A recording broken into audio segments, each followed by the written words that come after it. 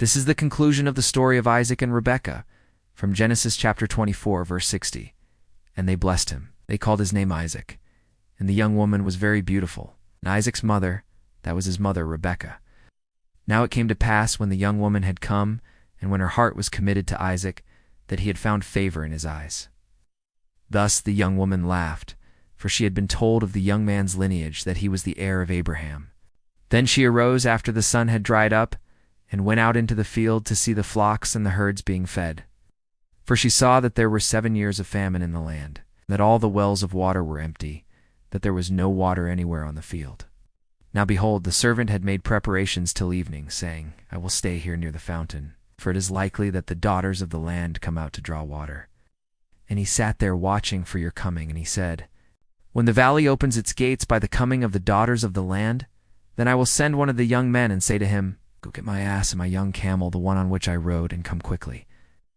And he told them everything about the house of Abraham, and he spoke to them about the city of Ar, and about the king's son. So when the young woman came out of the gate of the city to draw water, now the servant watched her from afar, holding himself in readiness.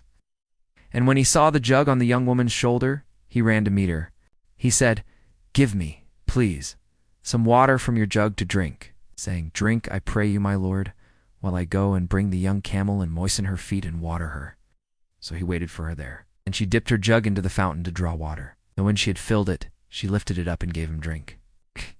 Also, when he had appeased his thirst, he said, Please stay here. Let me run to tell the master of the house. Then she said, Who is your master? And he said, Isaac. So when she heard his name, she fell down on her face and said, Surely this is the Lord's doing, whom I have followed. How now?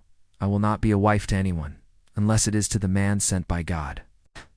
This was of great importance, because even though Isaac was younger than Jacob and Esau, his older twin brothers, he was considered the true firstborn son due to God's promise that the older twin would serve the younger.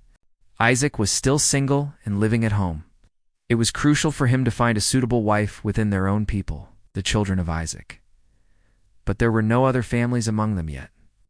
The closest relative available was Laban, who was the son of Bethuel and grandson of Nar, both of whom lived in Haran. Upon hearing this news, Rebekah laughed because she understood that this young man must be none other than Isaac, the very same person she had prayed for.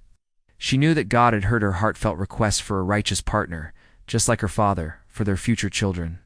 At this point, she had not actually seen Isaac, but soon she would set eyes on him for the first time and experience a deep connection with him, which would lead to their marriage. After a few days, when the time was right, Rebekah decided to visit her uncle, Laban. She told him about the dream she had received from God and how it had led her to believe that he had a daughter named Rachel, who was destined to become the wife of Isaac. Rebekah was confident that this vision from God would indeed come true. And it happened when the sun began to set, the regular time for women to draw water, that suddenly there came a troop of men from afar, riding on camels. And she knew well the manner of the men of the east, that they ride on camels. Therefore, before they came near, she hid herself in a thicket. Then these men passed by, all of them men, and they passed by until he who was the chief came near. Now he was handsome like an Arab prince, and he looked up and observed the stars. Then he turned to the east. When he looked up, his eyes opened, and he blessed God. Then he took off his outer garment and gave it to one of the servants and said, Run, give this girl a fine garment to put on and bring her to the house. And let us hasten to the house of Bethuel, her father, and offer him and his family silver, gold, and costly garments.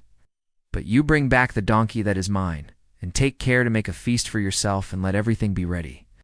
I am going to wait on the word of the Lord, for this is the night when I shall know the word of the Lord, whether it is yes or no. Then the servant rose and acted accordingly.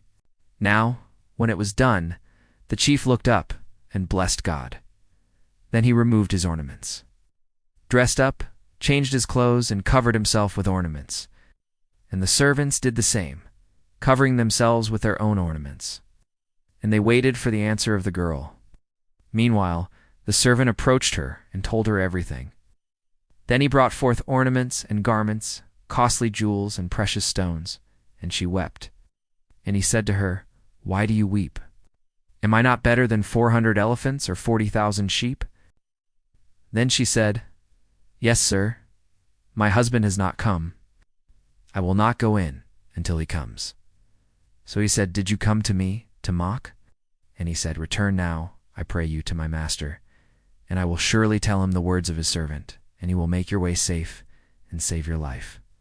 The following morning, when the light appeared, the chief took 400 male servants, 50,000 sheep, and 50,000 goats, and they all started their journey toward Isaac's home. Then they sent and called Rebekah, saying, "Let her come and drink water." Now when they asked her, "Will you marry our master?" she blushed and answered, "Yes." When they had finished blessing God, Rebekah, the daughter of Bethuel, his sister, came out to see the grave. She had not known the man, nor the servants, nor anyone else. And she mounted the camel, and the servants returned to their master. When they had finished drinking, the chief and his servants got up and blessed God, and they also blessed the Lord, the God of Abraham. Then the chief blessed God and said, "Blessed be the Lord God of Abraham, who has not forsaken his faithfulness and mercy forever." And he swore by the name of the Lord, God of Abraham, his ancestor, and said, "You will not cut off from the seed of Abraham the descendants who are born after him. If only the descendants are not circumcised according to the law of Abraham, every male born free in his household is circumcised them all, the chief and his servants, and the rest of the males, everyone who came out of his tents. On the 8th day, they circumcised them all." Finally, after 10 days, when the bandages had been taken off the circumcised on the 8th day, behold, the chief and his whole company raised their heads and blessed God, and Rebekah and her mother and her family, and all his family were blessed. And when they had blessed God, they departed and left. In this chapter, Isaac finds the love of his life, Rebekah, and they decide to get married. Everything happens so quickly. In less than 10 days, he meets her, falls in love with her, proposes to her, and they are getting married. The fact that things happen so fast is because God wants them to be together. This is not something that just happens like that. This is what God wants. God wants them to be together, so it all happens very quickly. This is God's plan. You can't rush God's plan. You can't rush destiny. Rebekah's family did not ask for more information because they trusted God's plan. They believed that this was a divine event. Isaac and Rebekah come from different places, but God brings them together. A lot of times, God will bring people together from different cultures, different backgrounds, and different lifestyles, and they don't understand why. Sometimes we feel awkward, but we must remember that God is bringing people together for a reason. We need to trust His plan. Isaac and Rebekah were both righteous individuals, but sometimes we may not realize that the other person is also a believer. We might think we are being too good for someone, but remember that we should seek God first. God knows all things, and His timing is perfect. God knows who is good and who is bad.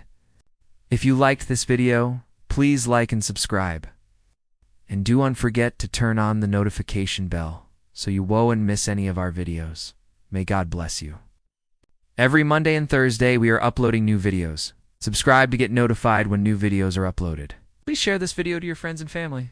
Thank you for watching.